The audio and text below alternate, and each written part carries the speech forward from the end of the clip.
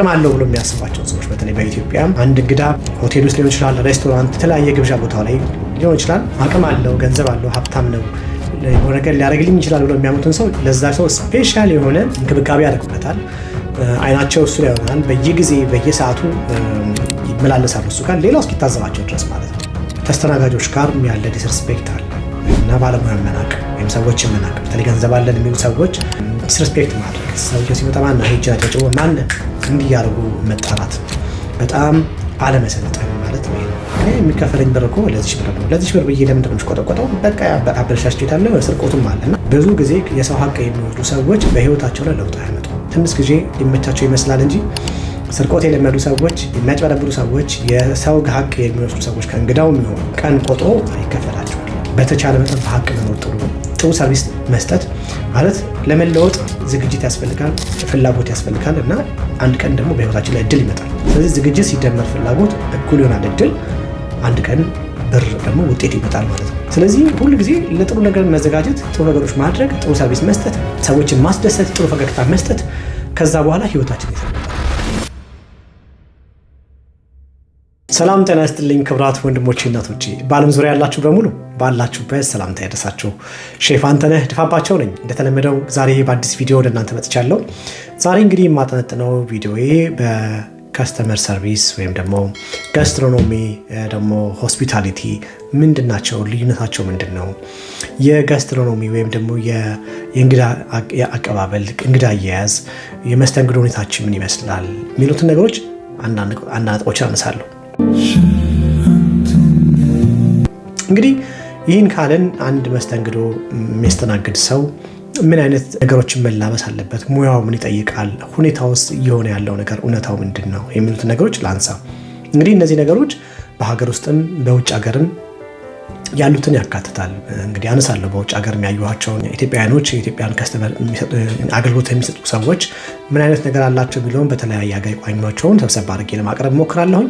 በሀገራችን ደግሞ ረጅም ዓመት እንደሰራ ሰው ደግሞ ይሄ ነገር የፈጠሩትን ችግሮች፣ አሁንም ያለው ነባራዊ ሁኔታ ምን ይመስላል የሚለውን ነገር ለመተንተን ሞክራለሁ።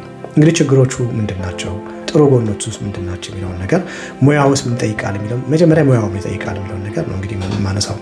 እንግዲህ ከስተመር ሰርቪስ ወይም ደግሞ የሆስፒታሊቲ እንግዲህ ትልቅ ነገር ነው እና አንድ እንግዳ ከተለያየ ሀገር ሲመጣ መጀመሪያ የሚያየው ህንፃውን ምናምን ብቻ አገር ላይ ይችላል፣ ግን አንድ ነገር ሰለጠነ ወይም ስልጣን ያለው የሀገር የሚያስብለው የህንፃዎቹ መንቆጥቆጥ እና መብራቶቿ፣ የሆቴል ውስጥ ያሉት የእቃዎቹ ውድነት ምናምን፣ እነዚህ ነገሮች አንድን ሆቴል ወይም አንድን የአገልግሎት መስጫ ተቋም በጣም ዘመናዊ ነው ያደገ ነው ሊያስብለው አይችልም። እዚህ እንግዲህ እንደምናየው እንግዲህ በውጭ ሀገርና በውጭ ሀገሮችን ስንመለከታቸው አብዛኞቹ በተለይ በአውሮፓ ያሉ የሆቴል ተቋማት ወይም ደግሞ ግንባታቸው ወይም ህንፃዎቻቸው እንደ ኢትዮጵያ ወይም ደግሞ እንደ ዱባይ እንደ ምናምን የተንቆጠቆጡ አይደሉም። ጥሩ ናቸው፣ ግን መሰረታዊ ነገራቸው የሚያተኩሩት የከስተመር ሰርቪስ ላይ ነው። ማለት ለእንግዳው ተደስቷል ወይ፣ እንግዳው ጥሩ አገልግሎት አግኝቷል ወይ፣ የጋስትሮኖሚ ኩሊናሪ ወይም ደግሞ ይሄ ሆስፒታሊቲ የሚባለውን ነገሮች አንድ ላይ አዋህደው እንግዳው እንዲደሰት የሚያደርጉበት መንገድ ነው ትልቅ ደረጃ የሚያሰጣቸው። በእኛ ሀገር ደግሞ እንግዲህ ብዙ ጊዜ ብዙ ባለሀብቶች ህንፃ ይገነባሉ። የተንቆጠቆጡ እቃዎች ከቻይናም ከዱባይም ከአውሮፓም አመጥተው ያስቡታል። ጥሩ ነገር ነው። ነገር ግን አንድን ሆቴል ወይም ሎጆችን ወይም ደግሞ እነዚህ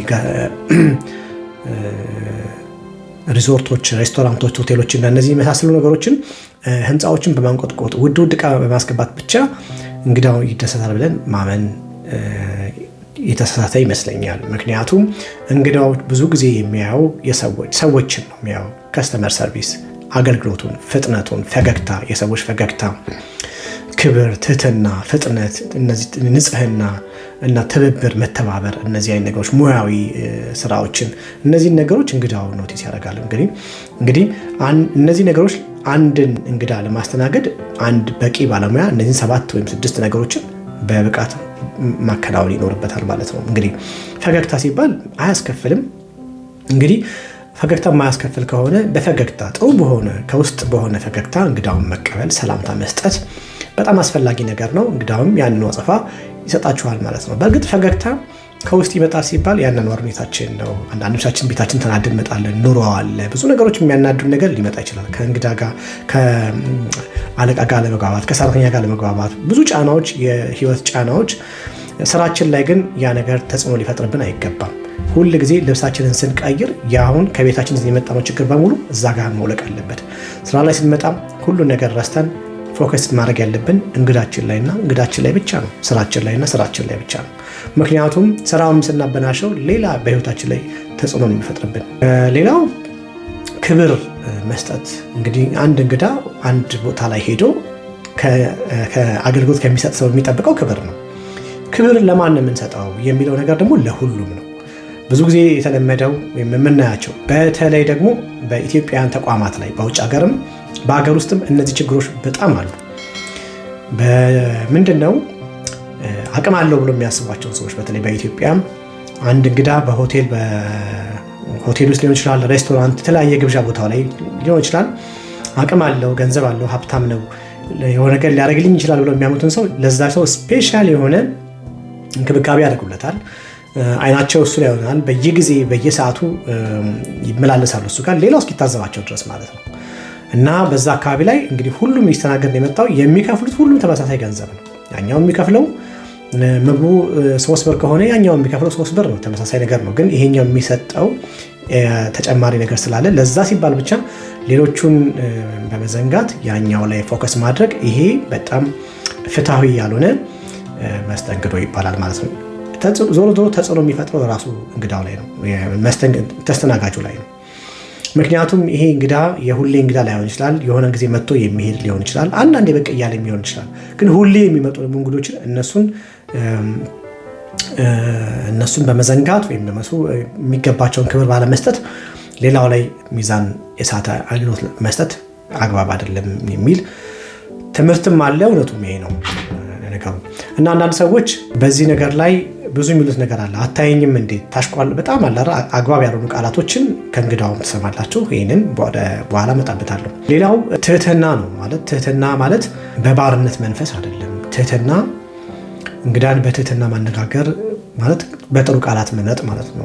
መጣህ እንዴ ብሎ አንተ እያሉ እንግዳን ማዋራት፣ እርሶ እያሉ ማዋራት ይመከራል። በትምህርቱ መሰረት ሕፃንንም እርሶ እያሉ ማነጋገር ተገቢውን ስማቸውን ጠርቶ ዶክተር ኩኑ ዶክተር ገሌ እንደዚህ በብሎ በክብራቸው መጥራት እና በጣም በሬስፔክት ቦዲ አክሽን የሚባለው አለ። በሱ ሬስፔክት እንግዶችን ማነጋገር በጣም ተገቢ ነገር ነው። ሌላው ሬስፔክት እንግዶች ሲስተናገዱ አለመረበሽ ማለት ጥሩ ንግግር እያደረጉ በመሀላቸው ገብቶ አስቆሞ ትፈልጋላችሁ አትፈልጉም እያሉ እንግዶች እንዲስተርብ ማድረግ ማለት ይሄ ልክ አይደለም። የሰዎቹን እንቅስቃሴ ማየት ሰዎቹ አገልግሎት ሊፈልጉ ሲሉ ያስታውቃሉ። ሊስተናገዱ ሲፈልጉ ወይም ደግሞ ነገር ሲፈልጉ እንቅስቃሴ ያደርጋሉ። ያን ጊዜ ቦዲ አክሽን በምናይ ጊዜ ቶሎ ብለን ሄደን እናስተናግዳቸው እንችላለን። ነገር ግን የጦፈ ወሬ ይዘው የተከበሩ ነገር ይዘው እያወሩ ስለ ፍቅር ሊሆን ይችላል፣ ስለ ስብሰባ ሊሆን ይችላል፣ ስለሆነ ነገር እያወሩ መሀላቸው ገብቶ አስቆሞ ይሄ ጨመርላችሁ እንደ ይሄን ጣላችሁ እንደ ማለት አስፈላጊ አይደለም። ያንን ቦታና ጊዜውን መጠበቅ አስፈላጊ ነው። ያሉበትን ሁኔታ ምን እያወሩ ነው፣ ተረጋግተዋል ወይ፣ ቀለል ያለ ጨዋታ ላይ ናቸው የሚለው ነገር መገንዘብ ያስፈልጋል። ካለዛ ግን ይሄን ነገር መጠንቀቅ አስፈላጊ ነው። ሌላ ዕቃ ስናነሳና ስንሰጣቸው ነው ማለት አንዳንድ ጊዜ የትርምስምስ ባለ መልኩ ማለት እጃችንን ሰዎቹን እየገጨናቸው የገፋናቸው በዚህ በኩል የሆነ እንትን እያደረግናቸው ማስተናገዱ እሱ አግባብ አይደለም። ሁለተኛ ንጽህና ነው። ይሄ ከዚህ ጋር ተያይዞ ንጽህና ነገር ነው። ምክንያቱም ስናስተናግድ ንጽህናችን በጣም ከሌለው ወይም አንዳንድ ድርጅቶች አብዛኛው ልብሶች፣ ሸሚዞች፣ የስራ ልብሶችን ያዘጋጃሉ ለሰራተኞቻቸው። ነገር ግን መስሪያ ቤቱ ወይም ድርጅቱ ልብስ ማዘጋጀቱ ብቻ ለሰራተኛው ንጽህና ለመጠበቅ በቂ ነው ማለት ግን አይደለም። ዋናው ነገር የግል ንጽህናውን እሱ ከልብሱ ባሻገር ገላውን መታጠብ፣ ጥፍሩን ማጽዳት እና እንደዚህ ከእንግዳው ጋር ያልሆኑ ጥሩ ያልሆኑ ጠረኖችን በሴትም በወንድም እነሱን ማጥፋት ቢቻል ጥሩ ላይት የሆኑ ሽቶች መቀባት፣ ካለዛ ግን ከሌለ ግን ውሃ መስጠት ለእንግዳ በጣም ጠጋቢ ነገር ነው። እነዚህ ነገሮች በጣም አስፈላጊ ናቸው። ንጽህናውን የማይጠብቅ አገልግሎት ሰጪ ቤቱ የፈለገ ቢንቆጠቆጥ እንግዲህ ከስራ እንደገባ ደግሞ ሮጦ ላብ እየሸተተ እንግዳውን ማስተናገድ በጭራሽ የለበትም። ሌላው ንጽህናው ነው። ጫማው እንዲህ ተብሎ ንጽህናውን ጠብቆ እንግዳዎች ፊት መቅረብ አስፈላጊ ነገር ነው። ሌላው ሙያዊነት እንግዲህ መስተንግዶን በተመለከተ ብዙ ሰዎች ከየት መጀመር ነው እንግዲህ 5-6 ሰዎች ከሆኑ ሴቶችም ወንዶችም ተቀላቅለው የሚስተናገዱ ሊኖሩ ይችላሉ። ከየትኛው መጀመር እንዳለባቸው ብዙ ሰዎች ጠንቅቀው አያውቁም። ብዙ ዌይተሮች እንደመጣለት ነው፣ በቃ እግሩ እንደመራው ነው። እንግዲህ የሚሰጠው ህፃናት ካሉ መጀመሪያ መስተንግዶ የሚሰጠው ወይም ምግቡ የሚመጣው መጀመሪያ ላይ ለህፃናት ነው። ከዛ በኋላ ደግሞ ለሴቶች ነው። ከዛ ነው ለወንዶች መስተው የሚደረገው ማለት ነው። እና ይሄ ስልጣንም ያላቸውም ሰዎች የተለያየ ፖዚሽን ያላቸውም ቢኖሩ መጀመሪያ እነዚህ አካላት ካሉ ከስልጣኑም ከምንም የበለጠ እነዚህ ተዋረዶች ይቀድማሉ ማለት ነው። እና ስንሰጣቸው ሁል ጊዜ በቀኝ ሳይሆን በግራ በኩል ወይም ደግሞ ሰዎቹን በማይረብሻቸው በኩል አድርገን ነው ማስተናገድ ያለብን። ሌላ ምንድነው ተስተናጋጆች በኢትዮጵያ ውስጥ የሚታዩት ብዙ ጊዜ ተስተናጋጆች ጋር ያለ ዲስሪስፔክት አለ እና ባለሙያ መናቅ ወይም ሰዎችን መናቅ። በተለይ ገንዘብ አለን የሚሉ ሰዎች ዲስሪስፔክት ማድረግ፣ ሰውየው ሲመጣ ማን ነው ሄጅ አጨብጭቦ ማን እንዲያርጉ መጣራት፣ በጣም አለመሰልጠን ማለት ነው። ይሄ ነው እንግዲህ አለመሰልጠን። ይሄ እንደዚህ ብሎ መጣራት የአለመሰልጠን ትልቅ ችግር ነው። አጨብጭቦ መጣራት አንድ ያለመሰልጠን ችግር ነው። ስለዚህ መደረግ ያለበት ምንድነው? አንድ ሰው መስተንግዶ የምትፈልገው ከሆነ በተቻለ መጠን እጃችሁን ትንሽ ከፍ ማድረግና እንግዲያው አስተናጋጁ እንዲያችሁ ማድረግ ነው። እስኪ ትተያዩ ድረስ ትንሽ መጠበቅ ጥሩ ነው። ካለዛ በታ ግን አጨብጭቦ አዋርዶ ማነህ አንተ ማነሽ አንቺ አትመጭም እንዴ እንደዚህ አይነት ነገር ቃላቶችን መጠቀም ከፍተኛ ያለመሰልጠን ችግር ነው። እንደዚህ አይነት ሰዎች ብር ሊኖራቸው ይችላል፣ የሰለጠነ መኪና ሊነዱ ይችላሉ፣ የሰለጠነ ቤት ውስጥ ሊኖሩ ይችላሉ። ነገር ግን ሰዎቹ ካልሰለጠኑ ያው አልሰለጠኑ ነው። የመሰልጠን ችግር ነው። መሰልጠን እንግዲህ ክብር ነው፣ ለሰዎች ክብር ነው። ስንጠራቸው በክብር እባክሽን የኔ እመቤት የሚለውን ቃል መጠቀም ነው። ይሄንን ቃል አብዛኛው የኛ ሕዝብ አይጠቀመውም። ይሄንን ቃል አስተናጋጅ ሲመጣላቸው አብዛኞቹ የሚጠቀሙት ምንድነው? ማነህ እስኪ ውሃ አምጣልኝ፣ አትመጣም እንዴ ስጠራ አትሰማም እንዴ የሚል ክብር የሚነካ ዲስሪስፔክት በጣም ብዙ የተለመደ ነው። ይሄ መጠንቀቅ አለብን። በውጭ ሀገርም የሚኖሩ ኢትዮጵያኖች ይሄን ያደርጉታል። በሀገር ውስጥም እንዲህ አይነት ሰዎች ያደርጋሉ። አትመጭም እንዴ ማነሽ ማለት። ሌላው ደግሞ ችግሩ ምንድነው? ስብስብ ባሉበት መጥቶ አስተናጋጅ ይጠራሉ፣ ሜኑ ይሰጣቸዋል። አስተናጋጇ ወይም አስተናጋጁ ቆሞ እየጠበቃቸው እነሱ የጦፈ ሌላ ወሬ ውስጥ ያወራሉ። ይሄ ለሰው ንቀት ነው፣ ለሰው ክብር አለመኖር ነው እና ተዘጋጅቶ መጠበቅ። ከዛ በተረፈ ግን ካልተዘጋጃችሁ ግን የኔ መቤት ትንሽ ጠብቂናለሽ የሚል ቃል መጠቀም በጣም አግባብ ነው። ወይም ወንድሜ ትንሽ ጊዜ ስጠንና ተመልሰና ብሎ አገልግሎት የሚሰጣችሁን ሰው ማክበሩ በጣም ትልቅ ነገር ነው እና ወንድሜ እባክህን፣ እህቴ እባክሽን የሚል ቃልም ብንጠቀም በእውነት እላችኋለሁ ትልቅ የስልጣኔ ምልክት ነው እና ዲስሪስፔክት ማድረግ፣ መናቅ፣ በእጅ ማጨብጨብ እና ይሄ በእያፋጩ መጥራት፣ ከዛ መጮህ፣ አታመጣም እንዴ አትሰማኝም እንዴ እንዲሰማ ማለት ነው ምናምን፣ እንደዚህ አይነት ነገሮች ቃላቶች በጭራሽ አግባብ አይደለም። ምናልባት ተመግበን ቆይቶብን ሊሆን ይችላል፣ የበላነው ምግብ ላይስማማን ይችላል። እንደዚህ አይነት ነገሮች ሲያጋጥሙን አግባብ በሆነ መልኩ ቅሬታችንን ማሰማት እንችላለን። ካለዛ ደግሞ ኃላፊዎችን ጠርቶ በአግባቡ መነጋገር እንችላለን እንጂ መሳደብ፣ እቃ መወርወር፣ ምግቡ መወርወር፣ አግባብ ያሉ ነገሮች ማድረግ የስልጣኔ ምልክት አይደለም፣ ወይም ደግሞ የአንድ ጥሩ የእንግዳነት ምልክት አይደለም። ሰው ስታከብሩት ያከብራችኋል። እንደዛ ነገር ነው። ሌላ ተስተናጋጆቹ ጋር ስመጣ ምንድነው ለምሳሌ ሁላችንም የዘራ ነው የምናጭደው። አንዳንድ ጊዜ ትንሽ ብር ይከፈለናል። እኔ የሚከፈለኝ ብር እኮ ለዚህ ብር ነው፣ ለዚህ ብር ብዬ ለምንድን ነው የምሽቆጠቆጠው? በቃ አበረሻሽ ሄዳለሁ። ስርቆቱም አለ እና አለመታመን፣ ከፍተኛ አለመታመን በህይወታችን ላይ በጣም ነው ዋጋ የሚያስከፍለን። ስለዚህ መታመን ለራስ ነው ማለት ስርቆትን በተመለከተ ማለት የምታገለግሉትን አንደኛ የምትሰርቁት ከእንግዳውም ከድርጅቱም ነው የምትሰርቁት። ያ ግን ዞሮ ዞሮ ዋጋ ያስከፍላቸዋል ማለት ነው። እንዲህ አይነት ነገር በጣም የተለመደ ነገር ነው። ብዙ ጊዜ የሰው ሀቅ የሚወስዱ ሰዎች በህይወታቸው ላይ ለውጥ አያመጡ። ትንሽ ጊዜ ሊመቻቸው ይመስላል እንጂ ስርቆት የለመዱ ሰዎች፣ የሚያጭበረብሩ ሰዎች፣ የሰው ሀቅ የሚወስዱ ሰዎች ከእንግዳውም ይሆን ከድርጅቱም ይሆን የወሰዱት ነገር ቀን ቆጥሮ ይከፈላቸዋል እና በጣም አደገኛ ነገር ነው። በህይወታችን ላይ ከርስ ነው ብዬ አምናለሁ። በትክክል በተቻለ መጠን በሀቅ መኖር ጥሩ ነው። ጥሩ ሰርቪስ መስጠት ማለት ለመለወጥ ዝግጅት ያስፈልጋል፣ ፍላጎት ያስፈልጋል እና አንድ ቀን ደግሞ በህይወታችን ላይ እድል ይመጣል። ስለዚህ ዝግጅት ሲደመር ፍላጎት እኩል ይሆናል እድል። አንድ ቀን ብር ደግሞ ውጤት ይመጣል ማለት ነው። ስለዚህ ሁል ጊዜ ለጥሩ ነገር መዘጋጀት፣ ጥሩ ነገሮች ማድረግ፣ ጥሩ ሰርቪስ መስጠት፣ ሰዎችን ማስደሰት፣ ጥሩ ፈገግታ መስጠት፣ ከዛ በኋላ ህይወታችን እየተለወጠ ነው የሚሄደው። ደስ ይለናል። በሰዎች መደሰት ደስ ይለናል። ቢያንስ እንኳን ችግሮች እንኳን በህይወታችን ላይ ቢፈታተኑን ሰዎች ሲደሰቱ ማየት እሱ ራሱ ያስደስታል። ሰው እንደዚህ እያደረግን ህይወታችንን ማስደሰት እንችላለን። ስራ ቦታ ላይ አንድ የደስታ ፍንጭ ማድረግ እንችላለን። የገቢ ምንጭም እንደዛው ማለት ነው። ምሳሌ እኔ ወደ ውጭ ሀገር የወጣሁት በሰዎች በምሰጠው ሰርቪስ እድል ነው ማለት ይሄ መናገር ፈልጋለሁ።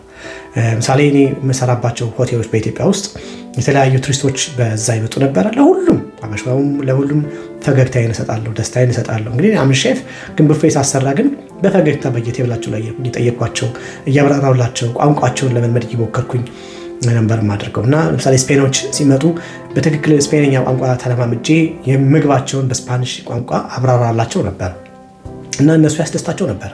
ምክንያቱም ሁሉንም ምግብ እያብራራሁላቸው ያስደስታቸዋል። ሰው ቋንቋቸው ስታወራቸው ትንሽ ወደ እነሱ ጠጋ ስትሏቸው ያስደስታቸዋል። ሀበሻውንም እንደዛው ሄዳችሁ ጠፍተሃል እኮ ሰላም ነህ ወይ ዛሬ ከፍቶሃል ምንድን ነው ደስ አላለህም እንዴ እስኪ ይሄንን ነገር ተመገባው እችን ነገር ጠጣ እያሉ ደስ የሚል ነገር እንግዳው እንዲወደው ሀዘኑን እንዲረሳ ችግሩን እንዲረሳ ማድረግ እንችላለን። ማነጋገር ከዛ በኋላ እንግዳው ጊዜ ሰጡት የራሱን ብሶት ሊያወራችሁ ይችላል፣ ችግሩን ሊያወራችሁ ይችላል፣ የተናደደበት ምክንያት ሊነግራችሁ ይችላል። ካለዛ ግን እናንተም ሳትረዱት ተናዶም ሲመጣ ምግቡን ማቆየታችሁበት ዲስሪስፔክት አድርጋችሁት የበለጠ ሰውየው ተናዶ እንዲሄድ ልታደርጉ ትችላላችሁ። ግን ሰውየውን ገንዘብ ማድረግ ቤተሰብ ማድረግ ያስፈልጋል። ቤቱን እንዲወደው ሁሌ እንዲመጣ ማድረግ እንችላለን ማለት ነው። ለምሳሌ እኔ አሁን ቅድም እንዳልኳችሁ አንድ ሆቴል ላይ በሚመጡ የውጭ ሀገር እንግዶች ነበሩ። ከተለያየ ሀገር እንግዶች ይመጣሉ። ጥሩ ፈገግታ ሰጣቸዋለሁ፣ ከባከባቸዋለሁ፣ ጥሩ ምግብ አቀርብላቸዋለሁ።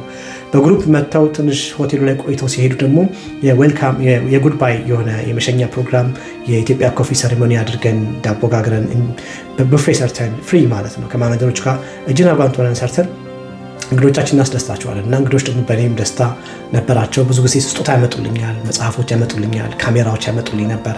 የተለያየ አይነት ስጦታ ከእንግዶች ይመጣልኝ ነበር እና እንግዲህ አንድ ጊዜ በህይወቴ በከፋኝ ጊዜ ቤተሰብ የሆንኳቸው በጣም ወዳጅ የሆንን ቤተሰቦች ነበሩ ውጭ ዜጎች እና ችግር ሲገጥመኝ አወራኋቸው። እንደዚህ አይነት ችግር ገጠመኝ እንዲህ ነው ስላቸው ኢንቪቴሽን ላኩልኝ እና ተማከርን ምን ማድረግ እንዳለብን። እንግዲህ እስካሁን ለቆምኩበት እንግዲህ የደረስኩበት ነገር የእነሱ ሰዎችም እጅ አለበት ማለት ነው። ማለት ምን ልላችሁ ፈልጌ ነው፣ በህይወታችን ላይ የዘራነውን እናጭዳለን።